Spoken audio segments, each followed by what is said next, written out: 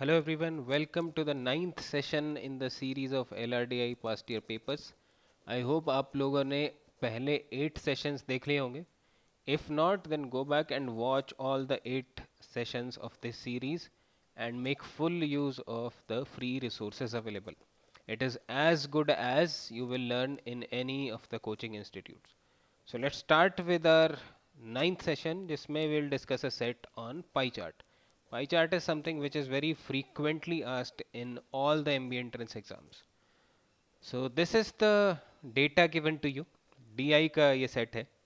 There are two charts available. The first chart is of volume transported. The second chart is of cost of transportation. And then there are three questions on the basis of this information. So first try to solve these three questions and then come back and watch the solution. So the question is saying chart 1 shows distribution of 12 million tons of crude oil. So here the volume is 12 million ton transported through different modes over a specific period of time. Chart 2 shows the distribution of the cost of transporting this crude oil, and total cost was 30 million rupees. So here the cost is 30 million rupees. So that is given in the question. उसके बाद इनका percentage breakup है volume का, और दूसरे chart में percentage breakup है cost of transportation का. यानी 12 मिलियन टन टोटल वॉल्यूम में से rail is 9%, road is 22% and so on. Similarly total cost 30 million rupees में से rail is 12%, road is 6% and so on. तो ये पूरा डिस्ट्रीब्यूशन दिया हुआ है. क्वेश्चंस देख लेते हैं एक बार. पहला क्वेश्चन है the cost in rupees per ton. तो कॉस्ट पर टन निकालनी है of oil moved by rail and road happens to be रफली व्हाट. तो रेल एंड रोड कंबाइंड इसकी हमें निकालनी है cost per ton. That means cost divided by volume. तो रेल एंड रोड कंबाइंड देख लेते हैं एक बार कितना है. वॉल्यूम में देखें तो रेल इज 9%, रोड इज 22%. तो दोनों कंबाइंड हो जाएंगे 31%. 22 प्लस 9, क्योंकि दोनों का कंबाइंड पूछा हुआ है क्वेश्चन. कॉस्ट ऑफ ट्रांसपोर्टेशन में रेल इज 12%, रोड इज 6%. तो दोनों का कंबाइंड कॉस्ट आ जाएगा 18%. 18% ऑफ व्हाट? 18% of 30 million. यहाँ पे 31% ऑफ 12 मिलियन टन. तो 31% कैसे निकालेंगे इसका? सबसे पहले 10% निकाल लेते हैं. 10% वुड बी 1/10, दैट इज 1.2. 30% सीधा सीधा उसको 3 टाइम्स कर दीजिए, तो 1.2 का 3 टाइम्स हो जाएगा 3.6. बचा 1%, और 1% होता है 1/100. तो गिवन नंबर को आप 100 से डिवाइड कर दीजिए, दैट विल बी 0.12. तो ये आ जाएगा 1%. जिसको ये परसेंटेज निकालना नहीं आता इस मेथड से, do watch a video that I have uploaded on percentage, how to calculate percentages. तो उससे बहुत ही ईजीली आप परसेंटेज निकाल सकते हैं. सो 31% निकालने के लिए क्या करें? 30% और 1% को ऐड कर दीजिए, तो दैट विल बी 3.72. ये आ गया हमारा 31%. इधर 18% ऑफ 30 निकालना है, तो सबसे पहले 10% निकालिए. 10% इज नथिंग बट 1/10, यानी 3 आ जाएगा. 1% होता है 1/100, दैट इज 0.3. 8% 1% को 8 टाइम्स कर दीजिए, दैट इज 2.4. तो 18% के लिए क्या करें? 10% और 8% को ऐड कर देते, तो 18% would be 3 plus 2.4, that is 5.4. तो कॉस्ट आ गई दोनों की 5.4, वॉल्यूम आ गई 3.72 मिलियन टन. हमें निकालनी है cost per ton, that means cost divided by volume. So cost is 5.4, this is 3.72. Options एक बार देख लेते हैं. हमारा आंसर होना चाहिए 5.4 अपॉन 3.72. तो 2 से कम आएगा, 1 से ज़्यादा आएगा, क्योंकि 3.7 का डबल हो जाएगा 7.4. So it has to be greater than 1 and it has to be less than 2. तो ऑप्शंस एलिमिनेट करते हैं. सो दिस इज एलिमिनेटेड, क्योंकि लेस देन 2 आंसर आना चाहिए. This is in the range, ये एलिमिनेट हो गया, ये भी एलिमिनेट हो गया. So there is only one choice left, which is option number B. तो हमने एग्जैक्ट आंसर ना निकाल के सिंपली ऑप्शंस को एलिमिनेट कर दिया. So this is the answer to first question. Second question says from the charts given it appears that the cheapest mode of transport is. तो cheapest mode of transport मतलब जिसकी cost per ton will be least, वो cheapest हो जाएगा. सबसे कम cost में सबसे ज़्यादा volume जो transport कर देगा. So that should be the cheapest. Let's go back again. अब road, rail, pipeline and ship. तो cost per ton should be minimum. ये हमें चेक करना है. Cost divided by volume should be minimum. अब ये वैल्यू कम कैसे होगी? अगर न्यूमरेटर को हम कम से कम रखें और डिनोमिनेटर ज़्यादा से ज़्यादा हो तो ये वैल्यू लीस्ट आएगी. सो इफ़ यू सी, आपको इसमें कैलकुलेट करने की भी ज़्यादा ज़रूरत नहीं पड़ेगी. If you see the charts, both the charts, यहाँ पे वॉल्यूम रोड का है 22% और कॉस्ट सिर्फ है 12%. So this is very cost effective.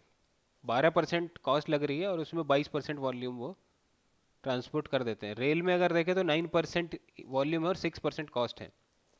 Air fleet में देखें तो 11% एंड 7%. Ship is 9% and 10%. तो ये तो बहुत ही ज़्यादा है. वॉल्यूम 9% है और कॉस्ट 10% है. तो कॉस्ट का शेयर बहुत ज़्यादा है, वॉल्यूम का शेयर बहुत कम है. सिमिलरली पाइपलाइन में भी वॉल्यूम कम है, कॉस्ट बहुत ज़्यादा है. So you can clearly see that road should be the answer. तो इसमें आप बिना कैलकुलेशन करे भी ए ऑप्शन मार्क कर सकते हैं because of this one reason. Cost is less and volume comparatively is high. Now let's go to question number 3. If the cost per ton of transport by ship, air and road are represented by PQR, then which of the following is true? तो हमें निकालना है ship, then we need to calculate air and we need to calculate road. इनकी cost per ton निकालनी है. तो ship की बात कर लेते हैं सबसे पहले. This is 11% and here it is 7%. तो कॉस्ट पर टन क्या आ जाएगी? 7% of 30 cost divided by volume upon 11% of 12. That should be the one. Air की बात कर लेते हैं अब हम. सॉरी, ये मैंने एयर का ही लिखा है 7 और 11. That was air. शिप में था 9% of volume and 10% of cost. So 10% of 30 and 9% of volume was 12. So this is ship and this is air. ये थोड़ा एक्सचेंज हो गया है. रोड पे आ जाते हैं अब. रोड में इधर है 22%, इधर है 6%. तो 6% ऑफ 30, 22% ऑफ 12. तो रोड हमने देखा ही था 6% था पहले क्वेश्चन में भी. कॉस्ट बहुत ही कम है और रिलेटिवली उसका वॉल्यूम बहुत ही ज़्यादा है. तो दैट मीन्स सबसे कम तो रोड ही होना चाहिए. कॉस्ट पर टन सबसे कम रोड की आनी चाहिए. Rod is represented by R. So R should be the least. R should be the least. So इसमें भी अगर देखा जाए तो आंसर सी ऑप्शन होना चाहिए without even solving these values. It is clearly see. Let's, जो लोग ये सोचते हैं कि एग्जैक्ट ही आंसर निकाल के दिखाओ, उनके लिए मैं इसको कैलकुलेट करके दिखा रहा हूँ. Otherwise C should be the answer because एक ही ऑप्शन है जिसमें आर की वैल्यू सबसे कम है. हमने सेकंड क्वेश्चन में भी देखा था the road is the cheapest source, क्योंकि यहाँ पे सिर्फ 6% था और यहाँ पे 22%. तो that is cost is very less, volume is very high. But इनको कैलकुलेट कर लेते हैं चलो to get the exact answer. तो 7% ऑफ 30 निकालना है. 1% इज 0.3, 1/100. तो 7% is 7 times of this value, that is 2.1 upon 11% of 12 निकालना है. 10% is 1.2, 1% is 0.12, so that would be 1.32। अब आ जाते हैं शिप वाले पे, तो 10% ऑफ 30 इज सिंपली 0.3। 9% ऑफ 12, तो अभी 10% निकाला था, 1% निकाला था, तो 10 में से 1 माइनस कर दीजिए इस बार। So that will be 1.08। 6% of 30, 1% is 0.3, तो 6% इज 1.8। 22% ऑफ 12, तो 10% था 1.2, यहाँ से 20% निकाल लेते हैं डबल करके 2.4। 2% is double of 1%, it will be 0.24। दोनों को ऐड कर दीजिए 2.64, so that is 2.64। So clearly road is less than 1, क्योंकि नीचे वाली वैल्यू बड़ी ऊपर वाली कम है, it is less than 1। This is, यहाँ पे 0.3 लिख दिया मैंने, 10% वुड बी 3, क्योंकि 30 का 10% निकालना है ना, 10% is 3। So this is almost equal to 3, क्योंकि 1 है नीचे ऑलमोस्ट और ऊपर 3 है, तो अराउंड 3 के आसपास ही आएगा। एंड 1.3 2.1, दिस इज 1.3 का डबल होता है 2.6, so this is somewhere around 1.7 1.8 के आसपास। तो this value is R, ship was P and air was Q। so clearly P is the greatest, then we have Q, then we have R, so this is the relation। इसी से आपका question number 2 भी solve हो सकता है। Clearly we can see that road is the cheapest because cost per ton is the least. तो या तो आप सिंपली चार्ट को देख के आंसर निकाल सकते थे, या जो लोग बिल्कुल ही एग्जैक्ट आंसर निकालना चाहते हैं उनके लिए मैंने सॉल्व करके भी ये बता दिया। सो आई होप आपके ये आंसर सही आए होंगे। This was the question asked in CAT exam, and we'll again meet with next set of question. Till then, keep practicing.